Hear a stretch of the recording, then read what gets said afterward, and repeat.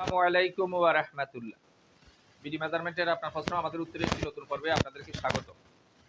আজকে আমার সামনে প্রথম যে প্রশ্নটা আছে, প্রশ্নটা করেছেন সত্যজিৎ আচার্য সাহেব। জানতে চেয়েছেন আপনি যে স্যার ২ দিয়ে কেন ভাগ করলেন? বুঝিনি। আসলে একটা সাধারণ চতুর্ভুজ আকৃতির জমি যেহেতু উত্তর দক্ষিণে মোটামুটি সমান আছে, একটু হয়তো আংশিক বড় ছোট। এইজন্য সাধারণ চতুর্ভুজ আকৃতির জমিগুলোকে সাধারণভাবে এভাবে মাপে যে উত্তরের দক্ষিণের দোনোটা যোগ করবে, ২ দিয়ে ভাগ করবে। তাহলে এভারেজ বা গড় একটা দৈর্ঘ্য বা গড় একটা প্রস্থ এরকম পাবে। এইজন্য ২ পাশে ২ টা আইল যোগ পরিমাপ করে যোগ করে এটাকে ২ দিয়ে ভাগ করা হয়েছে এভারেজের জন্য, গড়ের জন্য। পরবর্তী প্রশ্নটা যিনি করেছেন উনার নাম হইল মোহাম্মদ রিফাত সাহেব। জানতে চেয়েছেন লেকচার শিট বইটা আমাদের চট্টগ্রামের জন্য প্রযোজ্য হবে, আর এই বইটার দাম কত দয়া করে উত্তর দিয়ে একটু জানাবেন। আসলে যে লেকচার শিট আমরা বিভিন্ন বইগুলো থেকে আমি আমার তত্ত্বাবধানে এই লেকচার শিট সংগ্রহ করছি, যেটা আমরা ভোকেশনাল সার্ভের ছাত্রদেরকে এই লেকচার শিটটার উপরেই মূলত পড়ায়, প্রায় ১০০ পেজের মতো।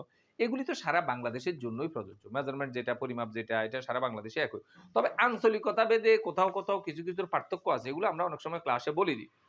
সেটা হইলেও অনেক সময় দেখা গেছে যে, যে কড়া কড়া যে আছে অনেক সময় বিঘা ধরবে, অনেক সময় কাঠা ধরবে, কোনো এলাকায় ফাঁকি ধরবে। জমির মাপের জন্য বিভিন্ন এই শব্দগুলো ব্যবহার করা হয়। এগুলি পার্থক্য হইতে পারে। বাকি সারা বাংলাদেশে যেটা সমানভাবে প্রযোজ্য সেটা হলো একর এবং শতাংশ। সারা বাংলাদেশে প্রতি ১০০% ১ একর। এই হিসাব মতো ধরে এবং কাগজপত্রে এইটাই আপনি সবচাইতে বেশি পাবেন। এইজন্য আমাদের যে লেকচার শিটটা বই আছে এটা সারা দেশের জন্যই প্রযোজ্য, কোনো অসুবিধা নাই। আর বইটা পাওয়ার জন্য আপনি দেখা গেছে যে আমাদের যে মোবাইল নাম্বার আছে এই মোবাইল নাম্বারে আমাদের সাথে যোগাযোগ করবেন। বইটা এই নেওয়ার জন্য আমাদের মোবাইলে আপনি এটা বিকাশ পার্সোনাল ৳৩৫০ পাঠাইয়া কল দিলে আমরা নাম ঠিকানা লিখে কুরিয়ারের মাধ্যমে আপনাদেরকে পাঠিয়ে দিব। এটা একবারে কুরিয়ারের খরচ সহকারে। আশা করি বিষয়টা বুঝতে পারছেন। পরবর্তী প্রশ্নটা যিনি করেছেন উনার নাম হলো মোহাম্মদ হাসিব সাহেব। জানতে চেয়েছেন স্যার নকশার স্কেলে কম কিন্তু দাগে ঠিক আছে। এমনটা কি কখনো হয়? হ্যাঁ, এমনটা হইতেই পারে। অনেক সময় দেখা গেছে যে নকশা একটু কম, আমার দাগে সঠিকটাই জমি আছে, নকশাগুলা করার সময় এটা হইছে। এগুলি আসলে নকশা করার সুদূর প্রসারী একটা প্রক্রিয়া। এগুলি বাস্তব কাজের সাথে যারা দীর্ঘদিন জড়িত তারা বুঝবে। অনেক সময় সার্ভেয়ারগণ উত্তর-পশ্চিম কোণ থেকে জরিপের কাজ শুরু করতে দক্ষিণ-পূর্ব কোণে আসছে। এখন আসলে মূল জমির সাথে, কাগজপত্রের সাথে বাস্তব ভূমির অনেকাংশে অনেক সময় সামান্য কিছু পার্থক্য হয়ে যাবে। অনেক সময় জমিটা একটু বেশি হয়ে যাবে, আবার অনেক সময় একটু কম হবে।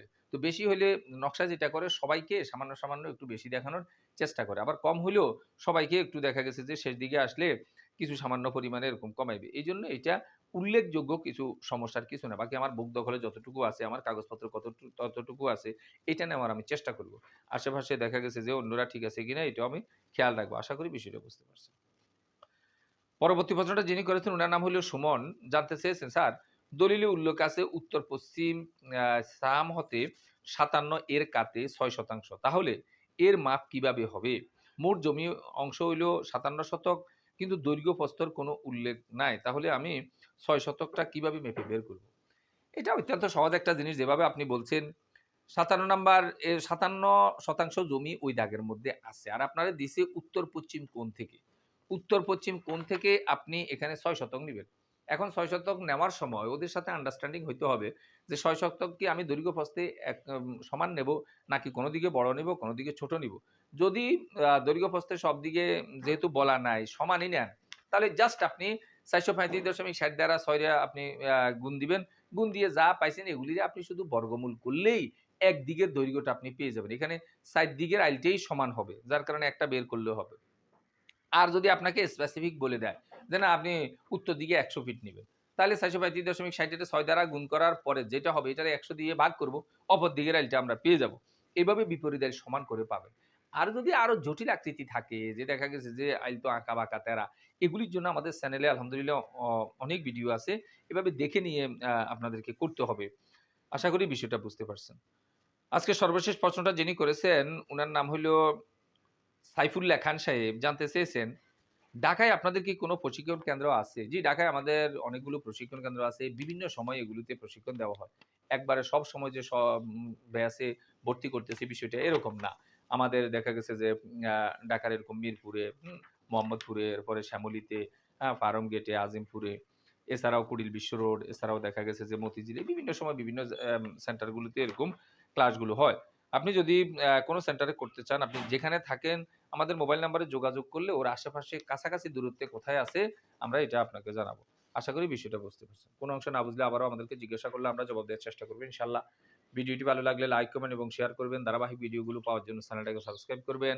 এই আশাবাদ ব্যক্ত রেখে আমাদের আজকের প্রশ্নোত্তর পর্বটা এখানে শেষ করছি। আল্লাহ হাফেজ।